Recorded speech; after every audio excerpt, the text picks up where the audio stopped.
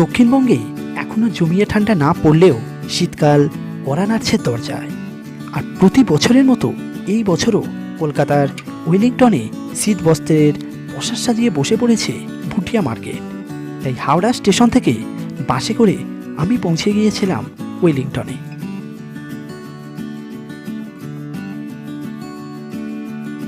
ওয়েলিংটনে রাজা সুবোধ মল্লিক পার্কের ঠিক সামনে বসে এই ভুটিয়া মার্কেট। প্রতিদিন সকাল 9টা থেকে রাত 9টা পর্যন্ত খোলা থাকে এই মার্কেট।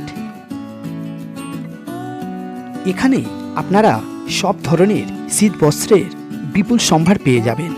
বেশ কিছু দোকান ফিক্সড প্রাইসে থাকলেও বার্গেনিং করে কিনতে হবে এমন দোকানও আছে। তাই এই বছর শীতবস্ত্র কেনার জন্য আপনারা চলে আসুন কলকাতার ওয়েলিংটনের ভুটিয়া মার্কেটে।